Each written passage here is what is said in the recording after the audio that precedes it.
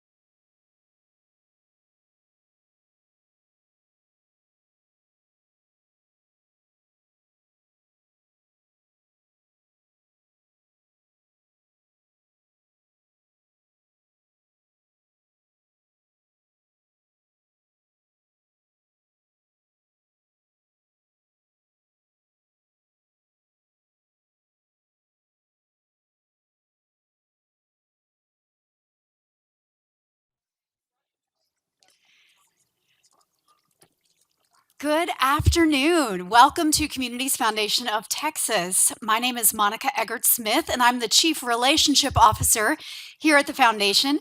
And on behalf of Dave Scullin, our CEO, and all of our staff, we are so thrilled that you are here in our building.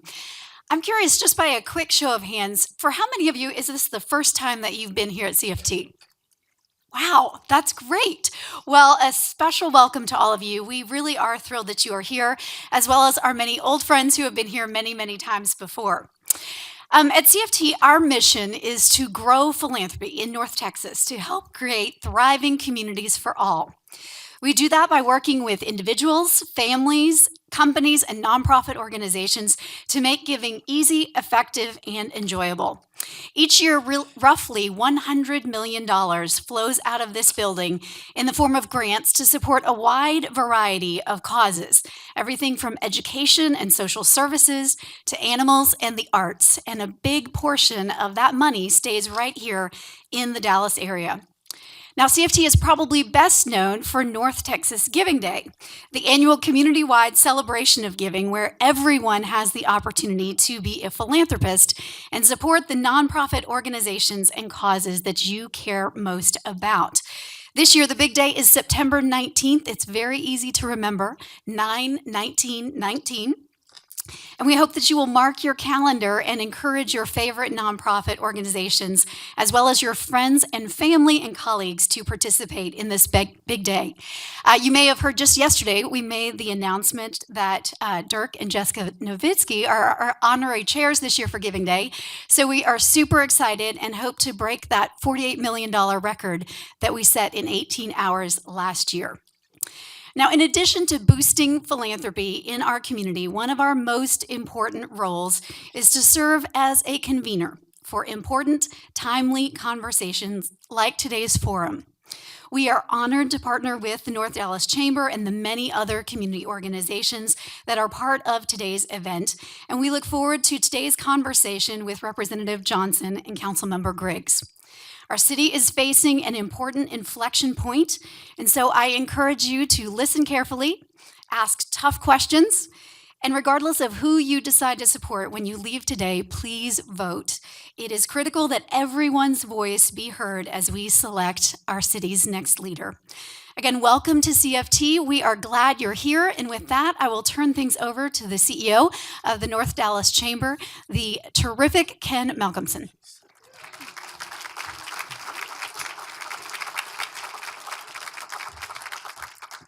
Well, thank you to Monica and Communities Foundation of Texas for hosting us today. Can there be a better venue for a forum like this? This is spectacular. So thank you, Monica. We really appreciate it. We'd also like to acknowledge all of our co-hosts for today's forum. They're up on the screen. I'm not going to name them all, but I also want to acknowledge the fact that this is a great example of collaboration and efficiency in the community space. It's something that we've been trying to work on for some time, is how can we come together and be more efficient and amplify our voices, and we saw this as a great example of that. So thank you to all of our partners today that are identified on the screen. And finally, please allow me to introduce all of our elected officials, and there are many of them who are present today. So I'm just going to acknowledge them, and please wave. We don't need to go through a long process here, but we simply want you to wave when your name is called. So let me start with State Senator Nathan Johnson, Dallas City Council Member Jennifer Gates. No need to applause, please. We got to get through a bunch of names here. City Council Member, Dallas City Council Member Sandy Grayson. Dallas City Council Member Adam McGue. I don't think I saw Adam. And Dallas City Council Member elect Chad West. Dallas County Commissioner J.J. Koch. Dallas County Community College District Trustee Phil Ritter. Richardson Independent School District Trustee Justin Bono. Richardson Independent School District Trustee Jean Bono. Richardson Independent School District Trustee Kim Caston. I don't think I saw Kim. Richardson Independent School District Trustee Kristen Kuhn. City of Capel Mayor Karen Hunt. And Farmers Branch City Council Member Crystal Ratana. And finally, I'm real pleased and privileged to introduce two of our former mayors who I know one of them is here for sure, and that's Tom Leppert. Mayor Leppert, where are you? We saw him earlier. Okay. And then we also were expecting to see, and we were so pleased, but unfortunately I think she's had an illness come up, but we were expecting to see Adeline Harrison, former Mayor Adeline Harrison, but unfortunately I think she's not able to be here today. So now I'd really like to, it's my pleasure to introduce our moderator for today's event. Creighton Webb is well known throughout our community and is ideally suited for this role today. He's a former investigative reporter for CBS 11. He is formerly a chief of staff in the mayor's office. He spent 12 years at Mary Kay in government relations and corporate communications. And today, Creighton is the owner and CEO of SunWest Communications, a 35-year-old public relations and public affairs firm. So please join me in welcoming to the stage Creighton Webb.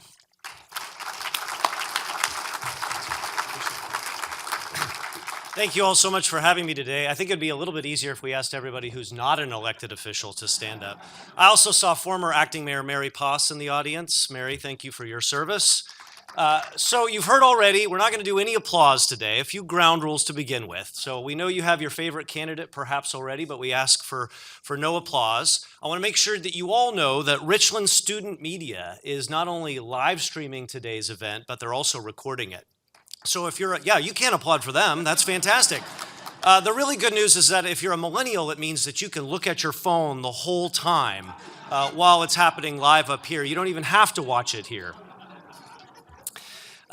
Before I introduce our candidates, let me tell you a little bit about the ground rules. There's already been a coin toss. Councilmember Griggs won the coin toss, which means that he will begin with a 90-second opening comment, followed by Representative Johnson, who will have the same 90 seconds for his opening remarks. From there, we'll go into the Q&A section of this forum, if you will. So we'll start with Mr. Johnson. He'll have 90 seconds to answer a question that is directed by me. Mr. Griggs will then have 90 seconds, and then Mr. Johnson will go back and have 30 seconds for a rebuttal. And we'll go back and forth like that, ensuring that each candidate has equal time and alternating back and forth as to who begins. From there, just to mix it up a little bit and to keep things interesting, depending on how things are going and how your mood is, whether you're throwing things or not or falling asleep, we may go into a speed round where we'll ask questions, a series of very quick questions, and they'll have 10 seconds in order to answer each of those questions.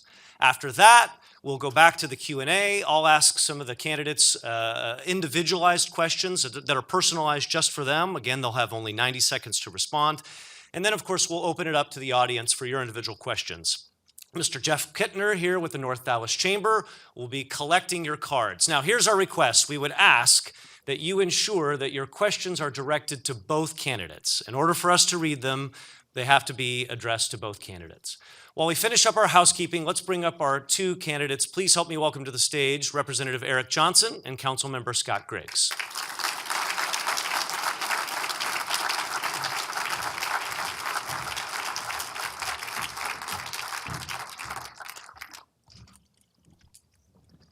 So candidates, we put you in chairs like this because we want you to feel very relaxed and very open.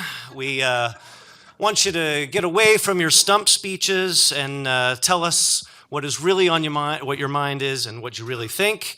We want to let you know that media is here, so we know that you want to be on your best behavior. Actually, that's directed to the audience. But we hope that you will be candid and open and tell us what's really on your mind. Again, I want to reiterate, we want to ask all of our audience members to hold your applause. And I also want to tell you, with the exception of members of the media, there is no recording, whether it's audio or video. We'd ask that you would leave that to Richland Student Media, who we already mentioned. For those of you who don't know, the mayor is the highest elected official in the city of Dallas, but we are in what's called a 14-1 form of government with a city manager who acts as our city's CEO. The mayor essentially acts as the chairman or chairperson of the board and has one vote, just like all 14 of his or her individual council colleagues. Those 14, unlike the mayor, are elected by individual council districts. The mayor is the only citywide elected official elected at large. Their only power, however, according to our city charter, is to act as chairman of the body, known as the Dallas City Council, to appoint their colleagues as chairpeople of the council committees, and of course, the bully pulpit. It is an extremely important job, and the stakes are very high as we come to our election day. In fact, early voting started already this week, and election day, of course, is a week from Saturday on June 8th. So with that, let me ask our candidates to make their opening remarks. Our timekeeper is right here in front. Again, Mr. Griggs won the coin toss. We'll begin with you with your 90-second opening remarks. Well, good afternoon. How are you all doing? If it's all right, I'll just go ahead and sit because the cameras are set for us to sit rather than standing and walking around. My name is Scott Griggs, and I'm running to be the next mayor of the city of Dallas. I'm a lifelong Dallasite. I grew up in North Dallas, went off to school at Texas A&M, where I got a degree in chemistry, then to the University of Texas, where I got a degree in law. I was so fortunate, I convinced my girlfriend at the time, who became my fiance and then my wife, to move back to Dallas. I lived in Uptown, she lived in East Dallas. 17 years ago, we got married and we moved to Oak Cliff, where we have 3 children who are 5, 3, and 1. And many of you already know this. We've got 1 dog, 3 cats, and 7 chickens. So it's absolutely a house full of life. And for the last 8 years, I've had the privilege and honor of serving on the Dallas City Council. And that's given me an opportunity to work with so many people throughout this city. And what I know is that together there's not a problem we can't solve, a challenge we can't meet, an opportunity we can't seize. I have more faith than ever in the people of the city of Dallas, and that's why I'm running to be your next mayor. And I recognize that our shared values are going to make this city better.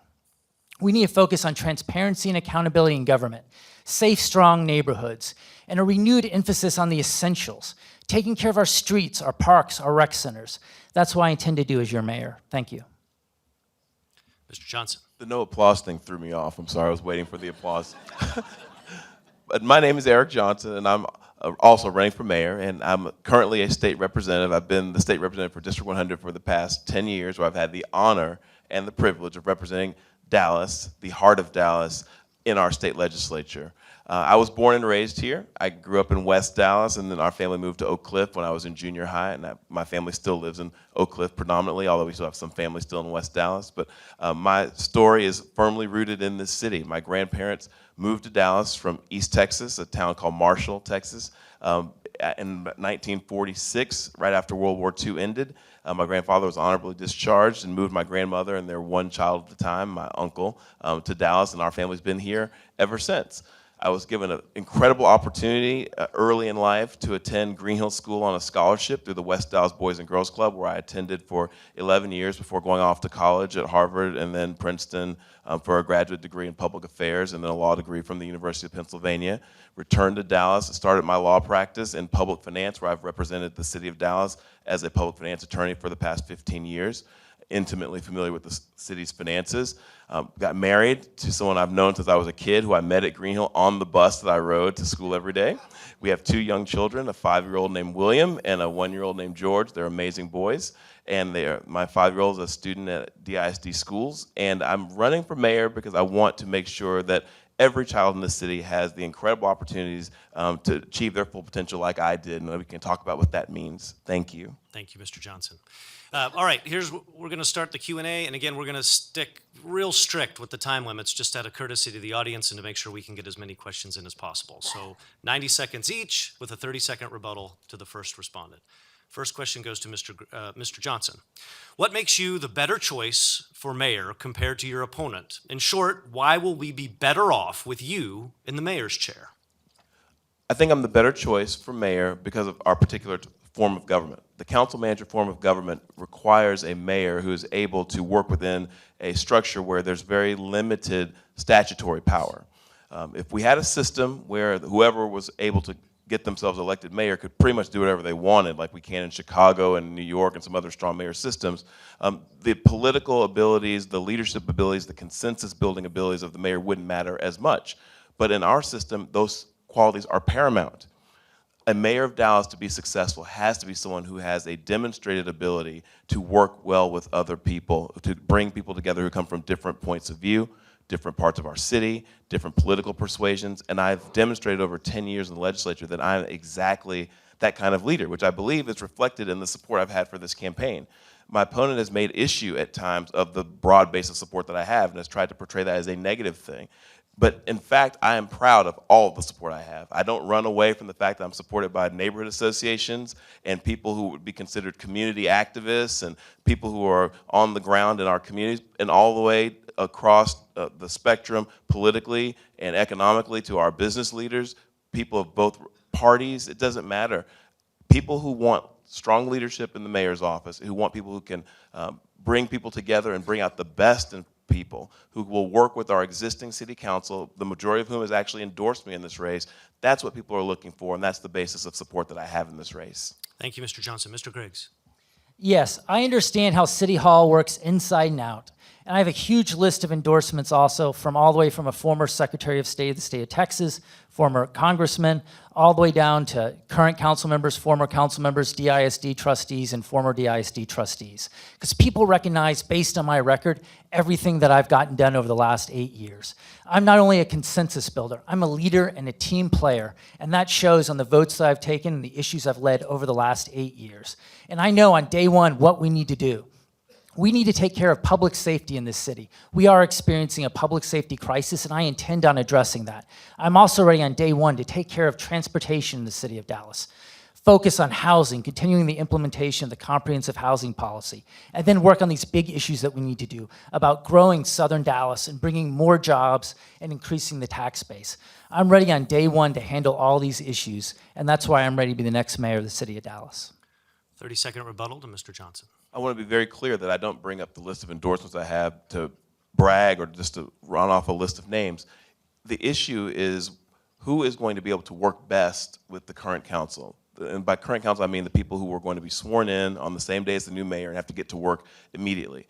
I think it's just a fact that the majority of the council has said publicly that they believe that I will be a better person to be able to overcome pre-existing divisions that have been caused by a whole manner of reasons that we just don't even need to deal with anymore. I'm coming from a different perspective, and I think that's an important thing for Dallas. All right, gentlemen, in your answers, we heard transportation, we heard housing, we heard public safety, so let's get to it and dig into some of these specific issues, and let's start with affordable housing.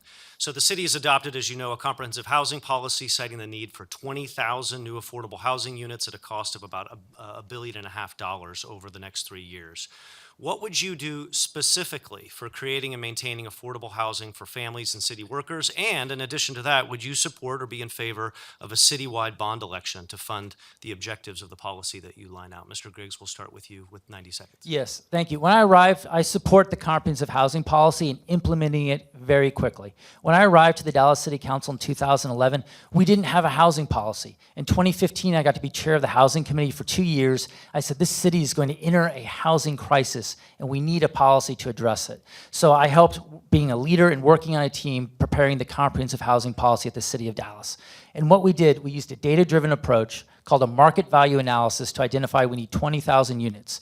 Then we identified from across the country the best programs, tools, and strategies to bring that about. Some of the tools that we need to use are, for example, inclusive zoning that's in there. When developers come to downtown and uptown and want a little bit more density, a little bit more height, we'll give it to them as the city of Dallas, but in exchange, some units have to be set aside as affordable. We have other tools called neighborhood empowerment zones that can help parts of town where we're seeing gentrification and rapid tax rate increases and rapid increases in taxation pushing people out. In those areas, we can freeze the taxes to help. Also, in other neighborhoods, we're far too long where the city of Dallas has come in and used just code compliance as a hammer. Instead, we have a program to help people fix their homes up instead of just writing code complaint after code complaint. That's another innovative program. Another one we have is second soft mortgages to help first responders and others move to the city of Dallas. We've got the best programs, tools, and strategies from across the country, and as mayor on day one, I'm ready to implement them to help with this affordable housing crisis in the city of Dallas. Mr. Johnson. So the issue of affordable housing is one that's very near and dear to me, and it's not a theoretical matter for me. I grew up the way we would describe when I was growing up as poor, but today we would call housing insecure.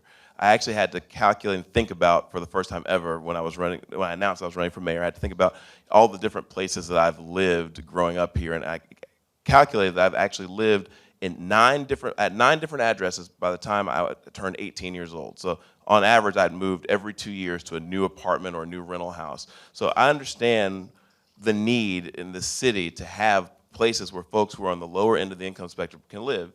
I support the idea of expanding affordable housing through various tools that we have available to us, including the issuing of a bond. If the voters will support that idea, and that's something we'd have to take to the voters, that I would support issuing a bond to build more affordable housing, to answer your question specifically. But I also believe that even if we didn't issue a bond, there are tools that are available to us that we need to take advantage of, inclusionary zoning being one of them, but also funding an affordable housing trust fund to a greater degree, and making sure that we are not losing housing stock, affordable housing stock, at a greater rate than we're building it. So very much like the police and fire situation, you have a bucket that has a hole in the bottom of it, and you're trying to put more housing into it, but you're losing housing all the time through gentrification. So we have to make sure that we stabilize neighborhoods that are actually losing affordable housing through gentrification, and that's a priority of mine. I've written extensively about that, actually. Mr. Griggs, rebuttal? Yes.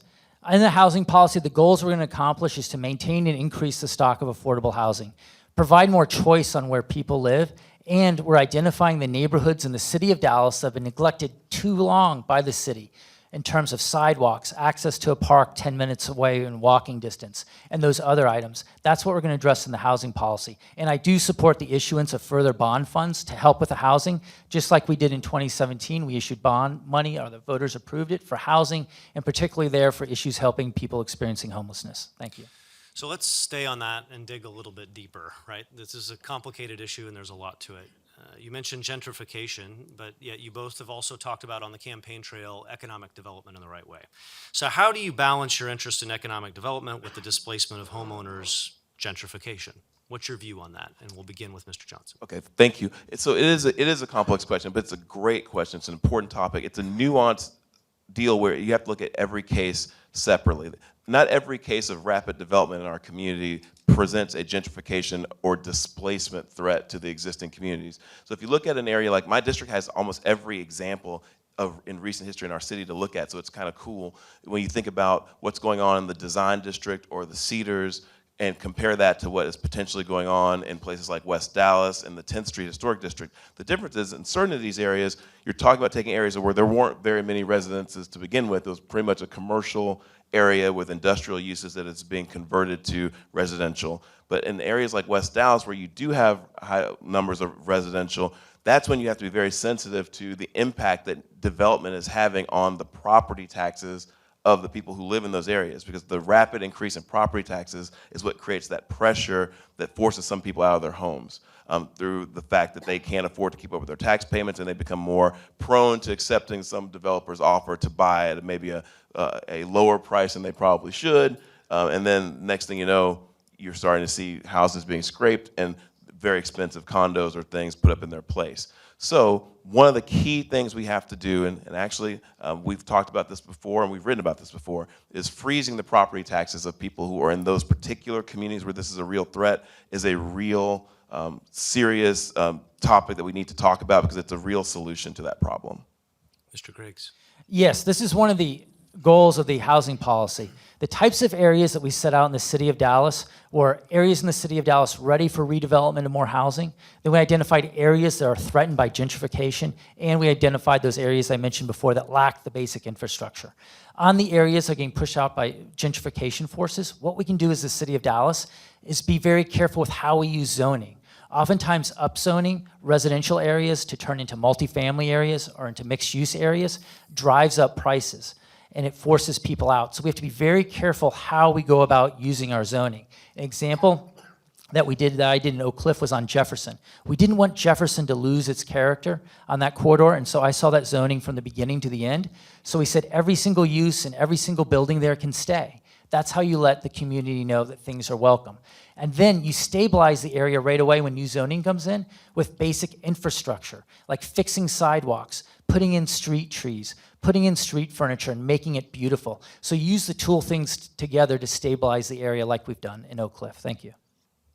Rebuttal, Mr. Johnson? Well, I just want to make sure that people understand that I'm concerned about what happened in North Oak Cliff is in many ways a success story, but in many ways there would be people who would say that has been an example of gentrification, that we have to, it's not an unmitigated success in terms of there have been people who have been displaced through that development. So we have to be careful about using North Oak Cliff as the model for what we want to see happen in the rest of the southern part of our city. I've grown up my whole life here, and I actually lived in North Oak Cliff before we moved deeper into Oak Cliff, and I can tell you it's a very different place now than it was when I was growing up. So, Mr. Griggs, we'll start with you on this next question. Both of you have great ideas, but of course they cost money. And we all have read about the Texas legislature passing a bill imposing a 3.5% cap on revenue collections from property taxes over the previous year. So some, of course, call this tax relief, and others call it handcuffing local government. Mr. Griggs, starting with you, where do you stand? I believe strongly in local control. I think the state sends us too many unfunded mandates and tries to tell us how to run a city. You can't run the city of Dallas like you would some small town out in Texas. And so passing one set of rules for all of us doesn't make sense. And what we need to do on the budget is two things. One, we've got to go through the budget every single time, like I've done in the last 8 years, and find money in the budget that we can reallocate and find money that's not being spent in the best way and move that over to our priorities, such as public safety, helping out with housing, taking care of our parks, rec centers, our streets, taking care of the basics. And then we need to do other things. We've got to grow the tax base. And the greatest opportunity for doing that is in Southern Dallas. We have to continue the initiatives that we've started in Southern Dallas, bringing more economic development. For example, I believe in not only doing large projects in Southern Dallas, but we need to do small projects in neighborhoods throughout Southern Dallas. Just like we've done, I mentioned, the small projects between the buildings, fixing up retail areas, making people believe that the city of Dallas loves them. There's no better way to do that than to fix up someone's neighborhood retail area where they want to shop and where they want to eat. So we need to do that throughout Southern Dallas. And then we'll also grow the tax base in Southern Dallas by addressing the needs of Southern Dallas. Grocery stores and food deserts. More banking where there's not enough access to capital by entrepreneurs or by other people who just need to cash a check and have a banking account. So those types of issues are going to grow the tax base in Southern Dallas, and that's going to help the entire city. Mr. Johnson? I was just, on the front lines of this issue, so it's pretty, still pretty raw for me, because I was very adamant in the legislature about the need to deliver property tax relief, particularly for people who live in cities like Dallas.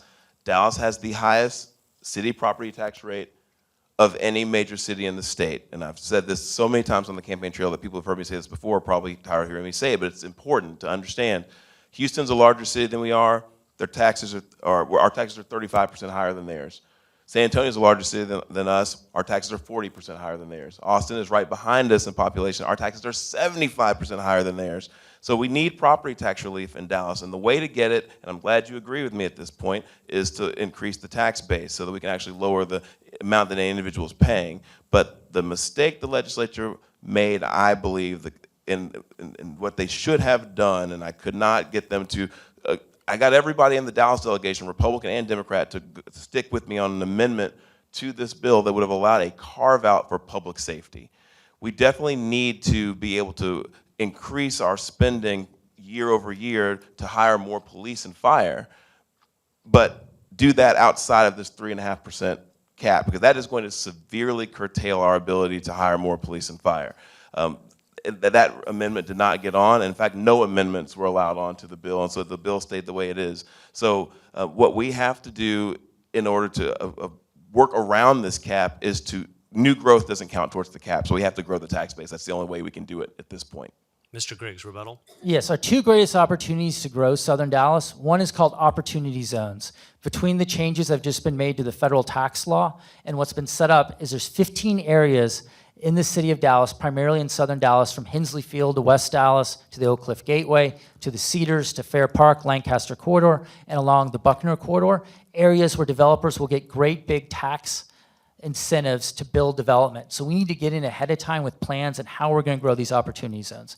Then we need to look at our areas of concentrated areas of poverty and turn those around by actually investing in them. And that's how we're going to increase the tax base in Southern Dallas. And we'll get there, Mr. Griggs. A number of great topics that you've already talked about: budget, growing the tax base, economic development, and public safety. We'll get to all of those. In the meantime, I want to again ask Jeff to raise his hand. All of you should have received a white blank card on your chairs. This is the time. If you have a question that you'd like to address to both candidates, be sure to fill those out. And we've got folks from the League of Women Voters walking around the room, and others picking those cards up. So they'll hopefully, if you have nice handwriting, please write nice handwriting. So I'm already playing trombone up here a little bit. So let's continue first. Lots of great things that we're discussing. Let's continue on the budget. So, Mr. Griggs, you started. How will you identify the funds needed in order to accomplish all the things that you both have talked about? Lots of options. There's reallocating, there's cutting the budget, there's advocating for raising taxes, and then also, of course, attracting new jobs and companies. What will you pledge to do, and what will you as candidates pledge not or never to do as mayor of Dallas? And I believe, Mr. Johnson, we start with you on this one. I think to me, this is the question. This is the question that the city of Dallas needs to ask going into this election. I have consistently, from day one, I've not changed my tune on this. Other candidates have come around, and I'm grateful that people are coming around to my point of view on this, but I have been arguing first and foremost that we need in this city to enhance our tax base by attracting new business to the city, within our city limits, so that we can tax that new business, so that we can lower the burden on any individual taxpayer that's currently in the city. Because right now, we are in what I've been calling a municipal tax death spiral, where our taxes keep going up and up and up to make up for the lack of tax base, because we're losing so much to our surrounding cities for myriad reasons. The focus must be on the southern part of our city, because that's where the potential is to grow. But I think it's important that we understand that the tax issue is paramount to me, because I do believe that the only way that our city is going to be able to prosper, and the only way we're going to be able to continue down, I think the city's on the right path, where things are going well in our city, but our tax burden is heavy. And I've heard from businesses that the combination of our tax burden and the fact that it's not the easiest place in the world to do business with the city staff itself and the city of Dallas contributes to us losing, to a certain degree, to our surrounding municipalities. So I want to improve our tax base by attracting more businesses and not increasing taxes. Mr. Griggs. Yes, with the budget, we're going to do three things to make the tax base grow. Number one, we're going to reallocate money within the budget that's more towards our priorities. I have a demonstrated record of doing this on issues working with the Dallas City Council to raise police pay from $48,000 to $60,000 starting pay this last budget. Also, in Southern Dallas, my plan is that we look at these opportunity zones I just talked about and the concentrated areas of poverty. When I was chair of the housing committee, we authorized a fair housing assessment of the city of Dallas and identified all the concentrated areas of poverty, which have grown from the year 2000. We had about 20 square miles to 2016 when we have 40 square miles. That's the size of the city of Carrollton inside the city of Dallas in concentrated poverty. And what our study showed was that we are not spending money in the concentrated areas of poverty. So we need to use a data-driven approach and spend money in the concentrated areas of poverty. That's going to be so important to turn those areas around, and we know where they are. And so equity has to be a big word in how we spend our money because it's going to lift up the entire city of Dallas. Lastly, we need to make it easier to do business in the city of Dallas. That means making it a mayoral priority to redo the Oak Cliff Municipal Center and the whole process for going through building inspection and building permit. That is a priority for me. If any of you have ever been through that process, you know how daunting and difficult it is. And we should, as the city of Dallas, have the best building inspection permitting system in the United States. We need to be number one on that, and we need to get to electronic filing and the other ways that are going to make us the best so that companies do not lose so much time filing. Thank you. Rebuttal? So I identified in my initial talk what I would do to pay for things and how I would approach things, growing the base and growing the pie. But I think we do need to contrast and make sure it's clear, and hopefully we can talk about it in more detail in this debate, the difference between myself and my opponent. My opponent has said repeatedly, form after form, that he believes we can cut our way to paying for these other priorities. He's saying he can identify $16 million worth of waste, fraud, and abuse in our current budget that we could redirect towards paying police and fire. And I have challenged him to identify where he would cut that $16 million from. So let's I'll go just there. respond to that. Absolutely. We'll start all over. Yeah. Mr. Griggs, with a new question, how would you recommend that as a city we come up with these funds specifically outside of Again, cutting I have economic development? 3 ways, not one way, 3 ways. We reallocate money, grow the tax base, and then make it easier to do business in the city of Dallas. On reallocating taxpayer money in the budget's $1.3 billion. Every time that budget amendments come up after the budget's presented by the city manager, we go through the budget and find ways to move money. That's what we did this last budget. When it started out at police pay at $48,000, we had the lowest starting pay for police officers and firefighters in North Texas. And that was a big issue at the Dallas City Council this last budget. We raised starting pay to $60,000. I proposed budget amendments to $60,000 and a 5% across the board raise. And the money's in there. The documents are a matter of public record where I found the money and proposed several different ways to do it. Then we built up a compromise because we couldn't get to 8 votes on $60,000 and 5% across the board. So we did $60,000 and 3% across the board and got 12 votes on the Dallas City Council to do that.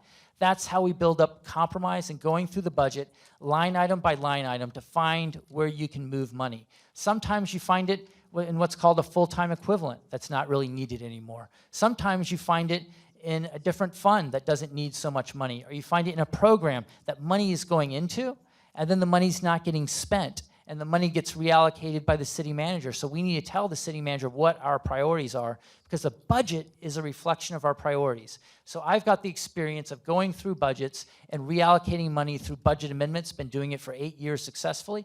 I know how to grow the tax base, and then to make it a mayoral priority to Mr. redo Griggs, areas like we'll come back to you with a rebuttal. Yeah, Mr. Johnson, you have 90 seconds. So the reason I want to push back on this so hard is because this is one of those areas where we truly do have a disagreement about the way to get something that's very important for the taxpayers done.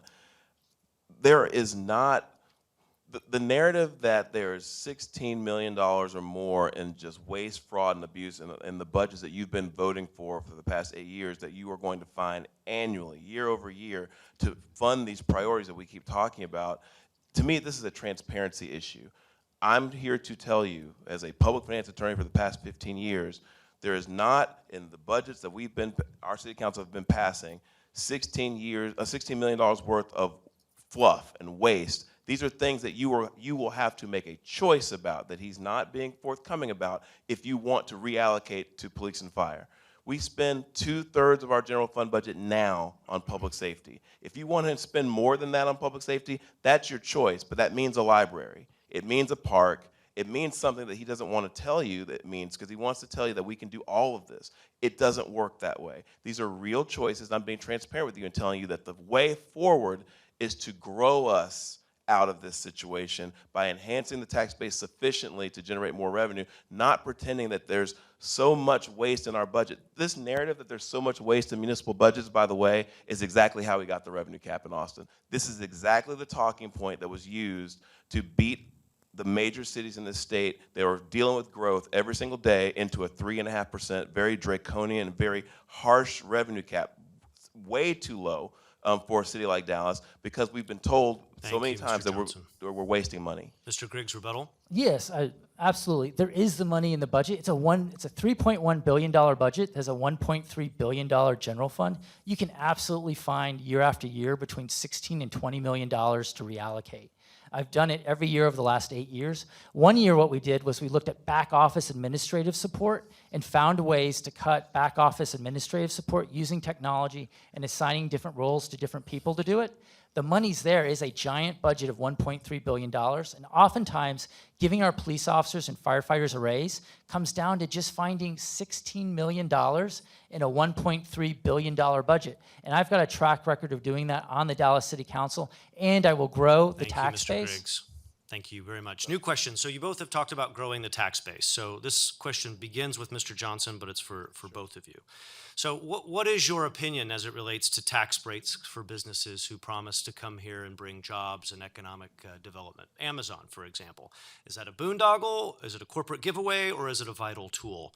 And if you don't believe in those, what would you do to attract businesses like Amazon or others? So Mr. Johnson. The benefit of having been in the legislature for the past 10 years for you as a voter is that I have a track record that you can actually hold up and inspect and hold me accountable for the decisions I've actually made. This is not just me saying, oh, this is what I would do, this is what I would believe. I've actually had to cast a vote before. So on this issue, I have voted, and in fact, I voted this session to renew state law to allow for these tax abatement programs to be offered by municipalities. I voted in favor of this tool. I believe it's an important tool for municipalities to have to be able to offer tax incentives to companies to relocate to their cities. I do.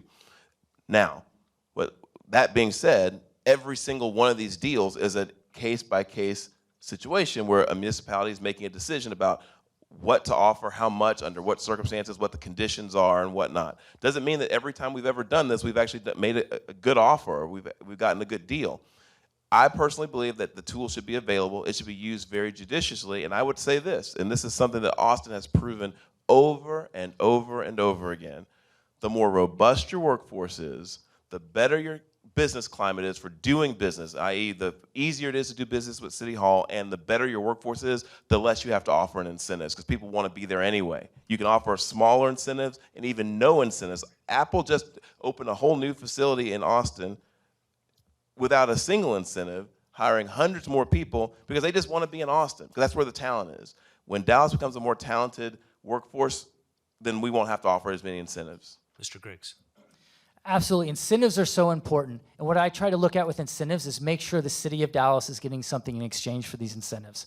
I'll give you some examples of things I've approved and things that I thought were mistakes. In West Dallas, when Amazon wanted to come to West Dallas and build a giant warehouse, we asked that they raise the wages over there to starting wages on the floor to $13 per hour in exchange for millions of dollars in tax abatements.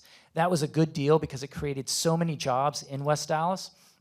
We also asked Amazon to hire at least 35% of the workforce from the city of Dallas. That's how we use our tax incentives to improve our workforce. An example of something I did not approve was we gave Costco, opening off of Central Expressway, $3 million to open that Costco. I don't know how many of you have been there and seen the giant parking lot and seen them making money hand over fist. They didn't need $3 million to open that Costco. Another one that I didn't support was giving ESPN $300,000 to put on a football game the day after Christmas because the football game wasn't going to make enough money. Those are not good investments of our funds. What are good investments are lifting up our workforce like we've done in West Dallas and some instances of the Inland Port. Mr. Johnson, you have a rebuttal?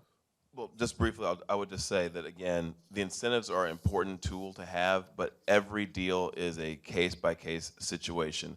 And we have to just make sure that we are getting a good deal. But I want to make sure we're clear that the best way to wean yourself off of incentives is to double down on the workforce, which is what I've been saying for a long time. When Dallas becomes a more desirable place organically for people to companies to want to be, because our workforce is more talented and it's local and it's close and people can get to their jobs very easily, then they'll want to be here without these incentives. But we do need to have the tool in the toolbox. So let's put the case by case to test. Quick 10-second lightning round question.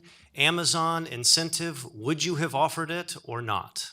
Mr. Griggs, yes or no? What is the total package that you're talking about? No, the one that we offered. No, too much. I'm actually in agreement that it was too high. It was too high. Okay, very good. Mr. Griggs, this question goes to you. For years, we've heard mayors and some members of the city council talk about, listen, DISD, another board, not our fiduciary responsibility, can't be involved, we're stepping on toes. From your perspective and the view of the city of Dallas, in particular the role of the mayor, what role does the mayor play in education, and not just DISD, but RISD and the Dallas County Community College District as well? Mr. Griggs. Thank you. As mayor, I'll continue to be a huge booster for public education in the city of Dallas. What we need to do with DISD and RISD and the others, encourage them to have all-day universal pre-K. Make that happen. And then the city of Dallas, when we build facilities like our libraries and rec centers, we need to co-locate them on DISD property or on other public school district property. The two best libraries in the city of Dallas are Hampton, Illinois, and Arcadia Park. They're attached to DISD campuses. And during the day, these libraries serve the students. Then as it becomes afternoon and evening, the entire community. In fact, from a budget perspective, it was the only two libraries we were able to keep open in the city of Dallas during the Great Recession. We need to do the same thing with our rec centers. And then we need to make our libraries and rec centers more open in the afternoons and in the summertime for after-school care and summer educational programs with DISD. The city of Dallas has a number of those, and I plan on continuing the funding of those programs also. Then we need to continue to work with DCCCD. Just $1 billion bond program that was just passed is fabulous. We need to make sure that translates into workforce training for people throughout the city of Dallas, and particularly Southern Dallas, and jobs related to coding and software and technology, which are so important. That's how I would handle education. Mr. Johnson. I think the bullet pulpit of the mayor's office is a tremendously powerful tool that should be utilized at every opportunity on behalf of DISD. I believe that the first person we have 250 people who move to the DFW area every single day. We're the highest net migration city in the United States. We passed Houston last year for that title, 250 people a day. The first person most of these people will interact with when they get here is a realtor. They want to know where they should live. And unfortunately, some of the things I hear that realtors are telling some of these folks sometimes is, hey, Dallas is a great city, but some of our schools are, and they're doing this. We don't want that. We want realtors and everyone else to be able to say truthfully, oh, DISD is an asset. DISD is actually, you want to be in Dallas. The DISD is doing very, very well. It's actually a great value for your tax dollars. That's not exactly what people are saying right now, because that's not exactly how people feel about the district, but the mayor can help change that narrative. The mayor can be the person out there saying, and in my case, my children attend DISD school. I can say that in all honesty. My child has been entrusted to the DISD for their education. I went to Green Hill for 11 years. My wife went to Green Hill for 13 years. Our child is at DISD. What does that tell you about how we feel about our school district? That's a powerful message to send, and we need to send it because we want people to look at our school district as an asset, not as a liability that has to be overcome by finding some other way to educate your children. The mayor has a great pulpit to do that from. Mr. Griggs, rebuttal. Yes, and a big aspect that we need to work with DISD and RISD on is planning and zoning. Where are they going to build the campuses? Where in the city of Dallas are we planning on putting more houses, more apartments? Because that really impacts DISD and RISD so much. And so with that task, I'm going to continue the joint educational task force that the city of Dallas has with DISD and other school districts and make that one of their priorities to address, is planning for the future so we know where to build these future campuses.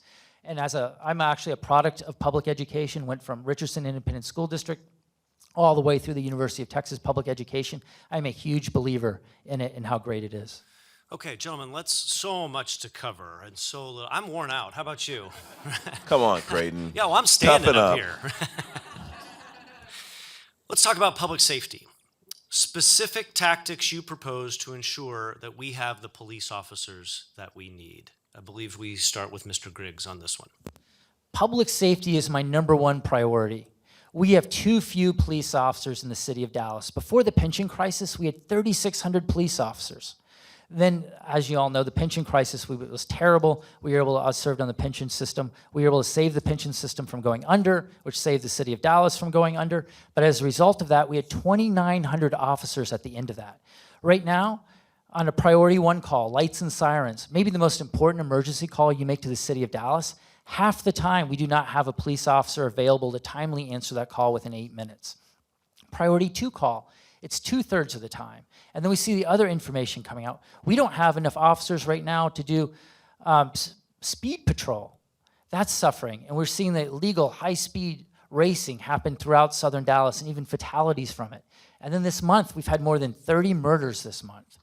Crime is increasing. We are in a public safety crisis, and I intend on making this my #1 priority and dealing with it by increasing police pay and by increasing police benefits. That's what we need at the city of Dallas to be competitive, to attract and retain more officers. We have to increase pay and benefits, and I'm ready to do that on day 1. I can find the money in the budget, just like we've done in different years, the small amounts of money it takes to make a huge difference in attracting and retaining officers. Because of my plan, I've been endorsed by the Dallas Police Association, the Dallas Retired Police Officers, the Dallas Firefighters, and the Dallas Retired Firefighters. It is a plan that's going to work and return our culture of safety to the city of Dallas. Mr. Johnson? My father is a former Dallas police officer. I've been endorsed by the Black Police Officers Association, the Black Firefighters. We all have our law enforcement endorsements. I don't think there's anyone who ran for mayor this cycle who didn't argue that we needed to hire more police. I think we all agree on it.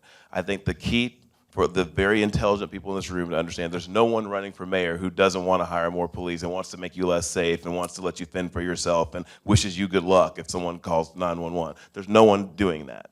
This is the reality, though. 100% of your property tax goes to public safety. 100% of it. 30% of all of the sales tax collections in the city of Dallas goes to public safety already. We're back to the original issue of where is this additional money going to come from in the current budget to do all of these things that we want to do for law enforcement? The answer is we have to grow that tax base and increase the revenue that way, but we want to be transparent about it. And the reason I probably don't have the Dallas Police Association's endorsements is because I wouldn't tell them exactly what they wanted to hear, which is that we will cut libraries and parks and everything else to make sure you get your raise today, exactly what you want, and we will and commit to doing a pension bond right away. And I said, my father's a former law enforcement officer. I'm a law enforcement child. I appreciate what you do, and I'm going to make sure that we take care of you, but we have to make sure that we do this in a way that the city can also maintain its other commitments, its other priorities, and we will take care of our law enforcement. I promise you we'll do that, but there's a reality here that we have to take into account. Mr. Griggs? We're losing our culture of safety here in the city of Dallas, and it's so important. It helps protect our homes and our businesses. That's why public safety is such a priority for me, and on day 1, we are going to increase the number of police officers we have so people don't have to wait on those 911 calls, so that we have more officers out to make more arrests and drive the crime rate down. That's what we're going to do. And small things like even more homicide investigators.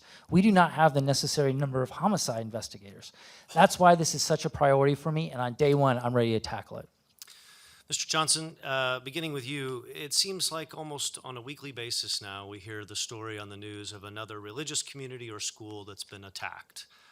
From a public safety perspective, specifically, how will you address this issue of ensuring that our citizens are safe, our children are safe? And there was a question from the audience about, in particular, the LGBTQ community. Yes. How will you make sure, as mayor, we are safe? I think it's a great question. I've only heard it one other time during the entire campaign, and the answer I gave then is the answer I'll give today. Looking at it as a law enforcement or public safety issue is not wrong, but it's not the smartest way to look at it. Because if you think about it, the law enforcement aspect of this problem only comes into play after something's already happened. Law enforcement doesn't prevent hate crimes, law enforcement responds to them. So A synagogue's already been vandalized by the time you get the police involved. A transgender person's already been hurt by the time you get the police involved. The question that the mayor has to figure out is, how do you make Dallas a loving, welcoming, open-minded, progressive city that these things don't happen in the first place, so there's nothing to respond to? And the way you do that is by setting a tone of collaboration, consensus building, not dividing people, not running campaigns based on pitting people against each other and trying to create divisions by saying, oh, well, you know, those are the rich people and those are the poor people, and you can't like that person because they have too much money, and you can't like that person because they have too much melanin, and you can't like that person because they are, you know, whatever. The tone has to be set by the mayor, and the tone I want to set in this city is, we're all Dallasites, we all want the same things, we have some issues that we need to address, we're going to call them challenges, not crises. We're not going to set people into panics. We're not going to try to market our city internationally and around this country by describing everything that we have as a challenge, as a crisis. We're going to meet these challenges together. That's the idea. Mr. Griggs? Yes, we need to be one city. And what I've done as a Dallas City Council member is you put people on your boards and commissions from all across the city of Dallas and from all walks of life. That's so important to bringing people together, to bringing them into leadership roles. And then public safety is a big part of it. We need more police officers out that are visible. That also helps drive down crime. When we have more officers out, because then we also have more neighborhood patrol officers that have relationships with particular neighborhoods, with particular communities, go out there and talk to them and said, have you seen anything threatening? Do you know about this? How can we help you?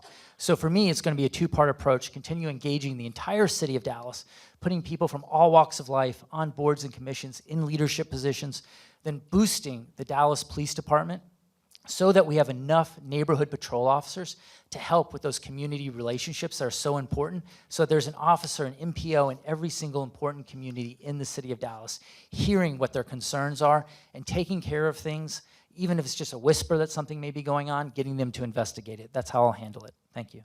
Mr. Johnson, a rebuttal? Again, I don't think there's anyone who's ever run for mayor, maybe not just in this cycle, maybe in history, who's ever run on, I don't support increasing public safety. But I just want to be really, really honest about this question, because it's such a good question, such a rare question to get on a campaign trail. Well, like thank mayor. you. That's a Thanks. great question. Whatever. Glad I've just never heard someone emphasize public safety and law enforcement as the answer or the solution to hate crimes or to hate. That's such a reactive approach to that problem. The way you approach that problem is through love and on the front end, and inclusion on the front end. Sorry, I didn't mean to run over. Okay, great. Last question under this format. We cannot let you go without talking about ethics. We've just had a former acting mayor go to prison, had a sitting city council member also convicted. Can't let you get away with saying we need to beef up the ethics advisory board. Can we just clarify that it's not Mary Poss that we were talking about? Okay. Thank you. All right. That she's here. I mean, Nobody's throwing anything all right, yet. so we'll make sure we're not, okay. Not that acting man. Right, okay. Thank you for clarifying. We were all very worried. I got your back, Mary. Specifically, gentlemen, what would you do to ensure that not only the existing ethics standards, but those that need to be in place to ensure that we've got the right folks representing us at the Horseshoe at Dallas City Hall? Mr. Griggs, we begin with you. Yes, ethics and transparency are so important at City Hall, and we need to boost the ethics and transparency program. We did a great job a couple years ago when it was led by John Rogers, a former city attorney, a great ethics. He reviewed the whole thing and came up with some revisions. We implemented them as the Dallas City Council. Some of the big ones we did were now, if there's any ethical transgressions, it can be anything from just a letter all the way up to removal from the Dallas City Council. And if there's anything criminal, it's referred to the district attorney's office. So we need to build on that further, and I have a multi-part plan to do that. Number one, you look back at Don Hill, Dwayne Caraway, Carolyn Davis. All of them were involved in low-income housing tax credit deals that where developers were giving them money. So I'd like to put a rule in place that once a low-income housing tax credit developer files for an application with the city of Dallas, they're not allowed to talk to council members until the matter is heard publicly. Number two, we need council members to file lobbyist reports. Who is lobbying us? And then number three, I call it follow the money. We need a single database at City Hall that has our campaign finance records in it, that has the lobbyist reports from council members, the lobbyist reports from lobbyists, and statements of interests from developers and others who stand to gain financial gain from us approving an agenda item. So in a single database, you can put in any location, any case, any person's name, and follow the money. The next part of it that we need to do is have an Office of Professional Responsibility that will immediately review campaign finance reports when they're filed and point out any errors in them so it can be dealt with then. Mr. Griggs, we'll circle Yes. back to you on the rebuttal. Mr. Johnson. So I want to say this as respectfully and as lovingly as I can, but it's important because it's just a matter of fact. Our city's ethics code is so toothless and so poorly written and so laxly enforced that you can sit here on stage, literally, having violated it more than once and campaign as someone who's in favor of ethics, because that's how toothless it is. There's literally no recourse right now for the taxpayers whatsoever for things as egregious as violating the individual contribution limit by funneling the contributions through, well, minor children if you want, other people if you want. There's just, it does not work the way it is right now. And we need someone to come in and reform it who truly comes from outside the system. These are facts. These are things you can read on your own. So what I would propose doing is bringing in outside folks, people who are not connected at all, not a city attorney, not someone who's on the current council who's got pending ethics issues. I would actually say, let's bring in true outside folks who actually know something about how ethics code should be written. People who've helped write our ethics code at the state level, perhaps. Maybe Steve Woolens, the chair of the Texas Ethics Commission, who's an expert on this stuff. Maybe he or someone else can help us actually write an ethics code that people will actually think about at least for half a second before they break. Because right now, it's very clear that no one even thinks about what the impact or the implications are going to be for breaking it. Because right now, there are no Mr. consequences. Griggs, rebuttal. Yes, I am ethical, and this is a big difference between us. We both have about 10 years of campaign finance reports filed. When anyone raises any issue about any campaign contribution that I've ever received, even if it's several years ago, 3 years ago, 4 years ago, I donate the money or give it back if it doesn't reach my personal high ethical standards. I mean, that would be a difference with some of the people that have been recently convicted. I know you took money from Larry Duncan. I would challenge you, because that came from Larry Duncan's campaign fund, that came from DCS. I would challenge you, donate that money to some great cause, just like I did. When I received money, I didn't know that they were bad people. Found out later they were bad people that gave me money. I donated it. Mr. Griggs. That's what we have to do. Mr. Johnson, we're going to now move to our lightning round. So 10 seconds, are my friends from the League of Women Voters, are you with me? 10 seconds each. We're going to hold them to it. Can we do it? All right. So we'll start with Mr. Griggs. Again, 10 seconds each, in some cases a yes or no answer. First, what endorsement in this election are you most proud of? Mr. Griggs. Sandy Grayson's. Mr. Johnson. Wow. All the mayors? All right. Mr. Johnson, do you support moving the city's municipal elections to November to coincide with state and federal races? Mr. Johnson? No, because the races will be too far down the ballot, and you'll offset any benefit to moving them by putting them so far. Use your mic. Thank you. Oh, sorry. A politician who No. didn't use the mic. It's unbelievable. Sorry, no, I don't. Mr. Griggs. No, because I worry about December runoffs right before Christmas and during so many religious holidays, and then we would be having this event right over Thanksgiving. Mr. Griggs, what's your favorite City of Dallas park? Park? Yep. It would be Acorn Park. It's in walking distance from my house, and it's got great stuff for the kids who are 5, 3, and 1 to play on. Mr. Johnson? White Rock Lake. Mr. Johnson, if one of the Dallas sports teams were guaranteed to win a title sometime during your term and you could pick the team, which one would you choose? Oh my goodness. Oh, my Cowboys need one. They really need one. I want my Cowboys to get back in where they belong. I do. Sorry. Mr. Griggs? The Mavericks. I love that they're right in the city of Dallas. Mr. Griggs, if elected, will you have a second job during your term? I will still practice law. Mr. Johnson? I'm probably going to continue to practice law, but I'll see. My wife works and she does very well, so we'll be fine. We'll figure it out. Mr. Johnson, what would be your very first act as mayor in 10 seconds? The ethics reform. Mr. Johnson or Mr. Griggs? I mean, like day one, you have to move in. But beyond that, taking care of public safety. Mr. Griggs, what is the single accomplishment you are most proud of in your political career? Contribution to the comprehensive housing policy. Cities needed it for years. Mr. Johnson? The school discipline bill banning the suspension of kids under the 2nd grade from school. Mr. Johnson, what is the one single moment, decision, or action you are least proud of in your political career? Oh, wow. In 10 seconds. Challenging Dennis Bonnen for Speaker of the House. I was going to agree with you, but it would be inappropriate. Mr. Griggs. Which was the question? Which is Yeah, repeat the question. One single moment, decision, or action you are least proud of in your political career.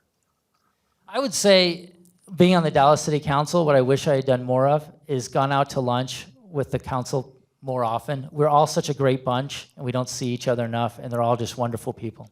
Mr. Griggs, who is your favorite historical figure? Historical figure. Yeah. Since we're on the city and all I'm thinking about is city stuff. You can't say Sandy Grayson. No, I was going to say she's not historical. I can't believe you would say that. She's can't say current, Mary relevant, Poss and about either. the future. Sandy Grayson is about the. I would say I'll go with the mayor, Wes Wise. Okay. It's Mary Poss. I'm just kidding. No, I'm going to go with Martin Luther King. He's a great guy, great All right. man. Mr. Johnson, which of your children is your favorite? No, I'm teasing. No, that's not what that's. Ken Malcolmson wanted me to ask boxers or briefs, but I said, no way. We're not going there. Actually, who is your favorite former Dallas mayor, Mr. Johnson? Eric Johnson. The first Eric Johnson. Mr. Oh, yeah, Griggs. it's Wes Wise. Okay. Gentlemen, a couple of questions before we go to audience questions. These are are good. directed to you individually. You each will have 90 seconds, no rebuttal.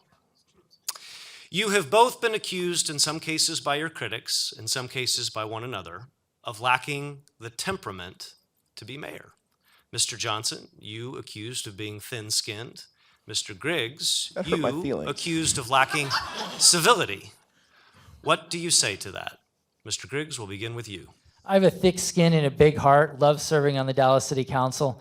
I am not divisive. Oftentimes get labeled that because some people I call it accountability. Like recently with Visit Jones saying the CEO needed to step down. People said that's being divisive or divisive. That's the biggest actually question that's come up is, do you pronounce it divisive or divisive? There's actually a division on that. And then other things like common sense, like the Trinity Toll Road. I was a huge opponent of the Trinity Toll Road. I was often labeled, in that case, divisive for the Trinity Toll Road. But I got big skin, thick heart, love everyone. I'm extremely accessible. You can reach out to me on social media. You can call me. My phone number's on all my literature. I love interacting with people. If we agree or we disagree, it doesn't matter. We are all Dallasites, and that's how I promote One Dallas. I absolutely love this city. Mr. Johnson, 90 seconds. Well, I think I've given it some thought about why I am the way I am, and I'm who I am, and who I am is this. I'm someone who grew up in an environment in West Dallas, and later Oak Cliff, but really my formative years in West Dallas, where if people messed with you and you didn't respond, that was a formula for guaranteeing that you were going to get messed with for the rest of your life. That's how that worked. That's the environment I grew up in. So I think the thin skin label is really it's inaccurate, but I know what they're getting at.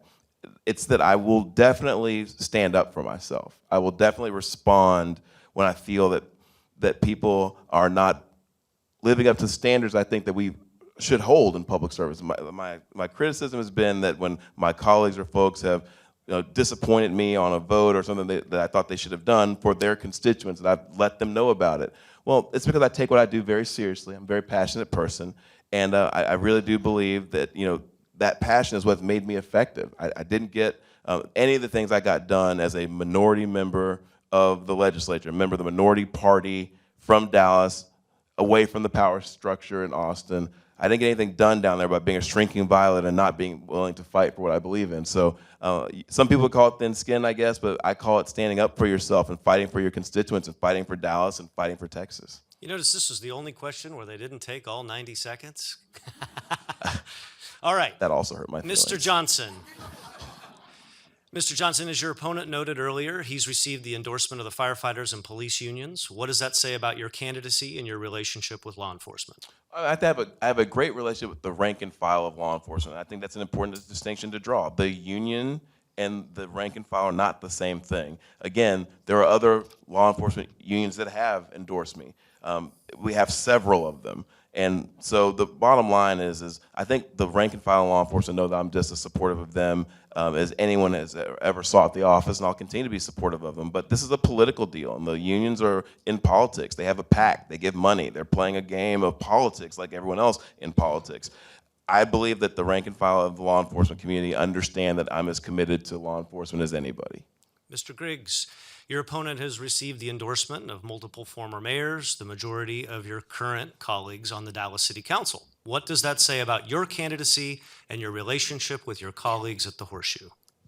My candidacy is strong because I've been endorsed by so many people also, from current city council members to future city council members to DISD trustees, all the way up to members of former congressmen, all the way up to someone who served as Secretary of State of Texas. So it is a viable, strong candidacy because I have the people is what counts. And I run a campaign not on endorsements, but on issues. And the issues and the message that's getting out there is resonating with people in the city of Dallas. So that's why it's a very strong campaign. Thank you, Mr. Griggs. Mr. Griggs, in the mayor's general election race held in May, your opponent received the most votes for mayor and carried precincts in all parts of Dallas. What is your path to victory as a candidate in this runoff election? Well, I would say also we both did, I think there was only 1,400 or so votes that separated the two of us. So it's 1,357. I'm just kidding. I don't know. I have no idea. I have no idea. 1,357, all right. I'm joking. I have no idea. Round it up for you. Totally joke. Totally joke. I have no idea. Okay, that was fast. We really have the same vote, because you want to know about this election? There's about over 60% of the people that voted, and we know it was an abysmal rate, about 10%, but 60% of the people that voted in this last election didn't vote for you, and they didn't vote for me. What's wrong with those people? We're trying to, don't say that because that could be some people here. There's nothing wrong with you. I love you. Call me after this is over. I will be your mayor. And there was nothing wrong with you before. I will work with you before and afterwards. You're good, Scott. You're good. Thank you. See, that's why we're.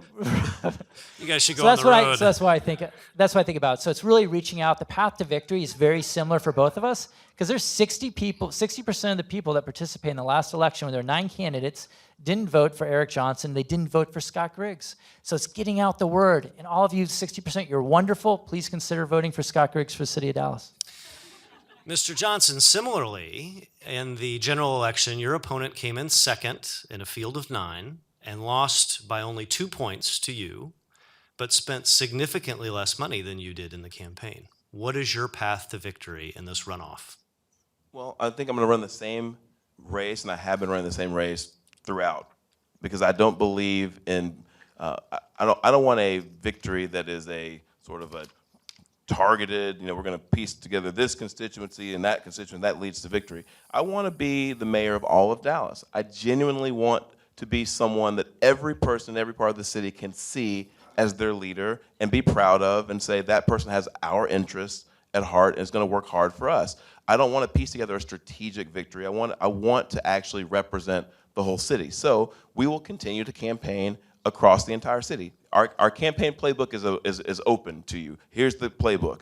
Go to every part of the city and make a strong case for why in the council manager form of government that we have, you will be the person most able to effectively and consistently get 8 or more votes on the things that the people of Dallas think are important, primarily lowering your taxes, delivering on the law enforcement commitments that we have, and improving our infrastructure. If you believe that I'm the most effective person of the 2 candidates at getting people to go along with them and vote with them, then that's the vote I'm encouraging people to make, and I'm making that case everywhere. I'm making it from south of I-20 in the southernmost part of our city all the way to far north Dallas and east and west and every point in between. So the issue for me is not to try to piece together some technical victory. We want to win every vote we can in every part of the city, because I think that's the way you govern. Let's give these guys a round of applause. Yeah, this is hard. We're not done. But we're not done. Well, Yeah, not even close. I just wanted to give you a little bit of affirmation, right? We have about 10 minutes left before we're going to give each candidate 60 seconds to do a closing statement. And in that time, you all have submitted some really good questions, some of which we've asked along the way, and a few here we want to make sure that we take now. I believe it's time to start with Mr. Johnson. We'll just do 90 seconds each on these so we can get through several of them. All right, first, this is from one of our audience members. Dallas and Fort Worth are the anchors of the DFW region. As mayor, how will you approach the region and its challenges? Regionalism. Yes. So I believe that regionalism is a concept that is being challenged from a lot of corners as being completely disproven and should be thrown out completely in favor of a very cutthroat competition amongst the municipalities that make up this region for resources, jobs, people, you name it. I think that I understand the sentiment behind that and where that came from. I think it has to do with the problem I've identified with our anemic tax base and wanting to attract businesses back to the city of Dallas, which we definitely have to prioritize. But regionalism has brought us some successes, and one of the premier ones I would hold is DFW. That's not something we wanted to go alone with, something we should have gone alone with. It has worked very well. It's been an economic engine for this entire area, and I think that that's an example of when you are smart about working with your neighbors and working on a regional basis, you can do great things. So I think we need to evaluate the things that we do on a regional basis currently. We need to look at DART, and we need to think about refocusing DART a little bit away from commuter rail and going all over the region and focus more on bus service within the city of Dallas to make Dallas more mobile for our people who depend on mass transit to get to work and to church and to social events and doctor's appointments. But I don't think it's productive to necessarily pronounce the death of regionalism and to attack any of our regional entities like NTTA or DART for being completely confused. Mr. Griggs. Yes, the job of the mayor is to be the #1 salesman for the city of Dallas and to believe with all your heart, because you know it's true, there's no place better than the city of Dallas. And that's what I'm going to market to everyone, not only the region, but across the US and across the world, is my belief in the city of Dallas. And when things come up that aren't right, I'm gonna put Dallas first. I'll give you some examples that he touched on. With DART, bus service is not working for our core or for Southern Dallas. DART for too long has been focused on building the longest light rail system in America. It'll take you up to Oklahoma, but it won't get you to Love Field. And we've got so many people in Southern Dallas close to poverty that DART is not working for them, and we're putting $280 million a year into DART. I will change that and say, DART, look at the city of Dallas, and we need to make Dallas a bigger priority. Same with the NTTA. Who's tired of paying tolls in the city of Dallas on the toll road? That was paid off over 30 years ago, and NTTA uses system financing to build the toll roads out near Oklahoma. That's not right. We need more funds from that. And so those types of issues, when they come up, and with the COG, I will say we need money for transportation. Our fair share of regional transportation funds need to go to the city of Dallas. And then I'm going to just go around and tell everyone there's no place better than Dallas, because it's the absolute truth. And that's the big job of the mayor of the city of Dallas, be the #1 salesman.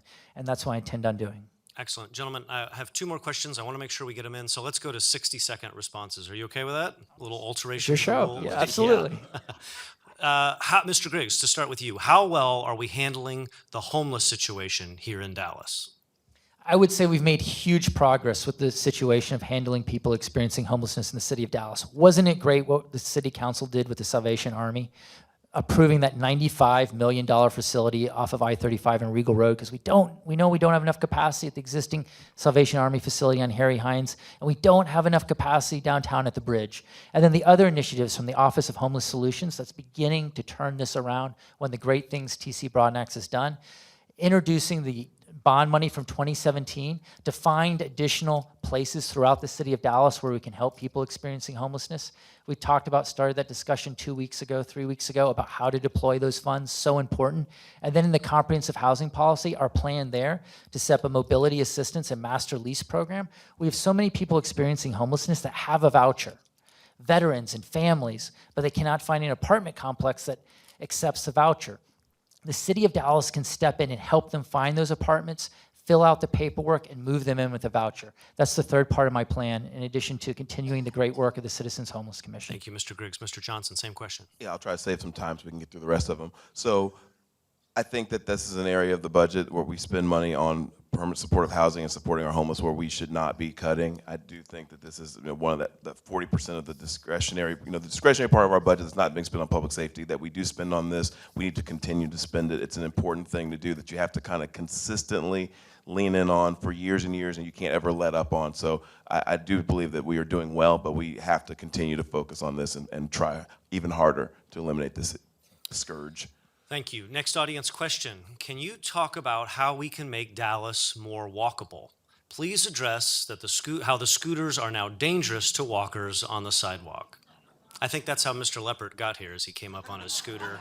But the valet took it, right? So fantastic. Mr. Johnson, we'll start with you. So I had to overcome some people in the eastern part of our city who fought tooth and nail against a community-driven, community-led effort to redesign one of the most dangerous intersections for pedestrians and cyclists and everyone, really, even drivers, in Dallas, the 3G intersection where Gaston and Grand and Garland Road all intersect. I've championed and spearheaded an effort that the community was the one that was behind to have TxDOT come in and pick up, frankly, the freight for the city of Dallas to get that intersection overhauled. That's what we have to do everywhere. We have to figure out all the different levels of government where we're leaving resources on the table, where if you had someone who had good relationships with other levels of government and knew how to bring people together and how to talk to people, how to be persuasive and get people to do things that are for the betterment of our community, we could do 3G type projects all over the city in terms of helping make places where you really can't bike or walk right now that, that were designed when we were really focused on car traffic, better for our pedestrians and cyclists in the city. Mr. Griggs. Yes, we need to continue the Complete Streets program at the City of Dallas and the principles of new urbanism. They're going to help make walkable areas work in the City of Dallas. Wider sidewalks whenever development comes in and we're going to rebuild sidewalks. Let's build them wider so there's room to walk. Other things that we need to do, I would say Complete Streets. First one that was done was in District 1 near Bishop Arts. I'm a huge champion of it. Also, we need more physically separated bike lanes and separated bicycle facilities. We put in some of the first ones in Oak Cliff, and we have them downtown.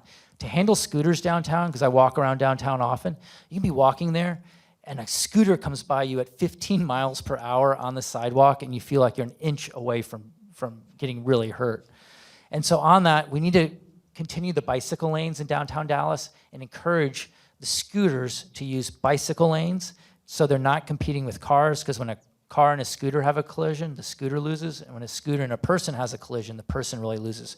So we need to create the space for scooters in our city, and that's going to be to emphasize and even move faster on our Complete Streets program to set up those lanes in our urban areas. Gentlemen, thank you. It is now time for your closing remarks. Each of you have 60 seconds. We started with Mr. Griggs. We'll begin with Mr. Johnson for closing remarks. Well, again, I want to thank everyone for being here and for listening so attentively. My name is Eric Johnson, and I want to be your mayor, but I want to be your mayor for a very, very specific reason. I believe that our city has real priorities that need to be accomplished, but I understand that they will not get accomplished by just hoping and wishing. It takes leadership, and leadership's a real thing. And in this country, I think we used to have a deeper appreciation for it. I think we used to understand that social progress, economic progress, doesn't happen just for wanting it. You have to have people in place in government, democratically elected government, that can actually build the teams that are necessary to move initiatives forward. And I've demonstrated over 10 years that I've been able to do that in an environment that was not set up for me to succeed on your behalf. I was able to succeed on your behalf. If I can do it in a body of 150, where I need 76 votes, I can do it in a body of 15, where over half of them have already said they want me to work with them. So that's the situation we're in, and I appreciate your consideration. Thank you. Mr. Griggs. I'm Scott Griggs, and I'm running to be your next mayor because I'm a lifelong Dallasite, and I love this city.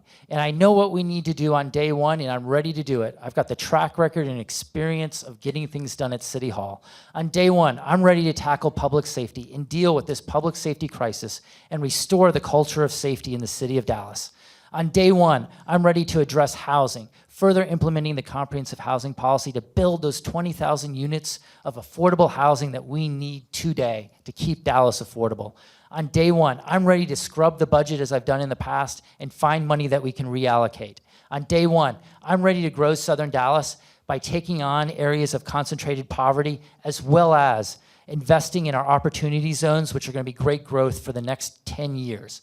And that is going to mean that we are going to get the tax relief that we all want as homeowners. And on day one, I'm ready to take care of our transportation challenges that are meeting the city of Dallas. On each of these items, I've got a plan to move forward with it. I invite you to go visit griggsfordallas.com.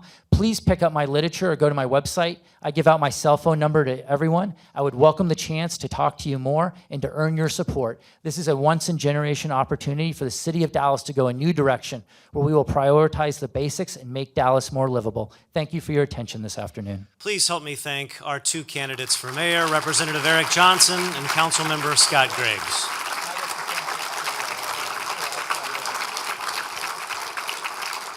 I do want to take a moment and thank our sponsors today, Ken Malcolmson and Jeff Kittner with the North Dallas Chamber of Commerce, of course our hosts, the Communities Foundation of Texas, the League of Women Voters, the Mayor's Star Council, the North Texas GLBT Chamber, the Oak Cliff Chamber, Teach for America, and the Dallas Breakfast Group. What a fantastic group who's come together to put today's event on.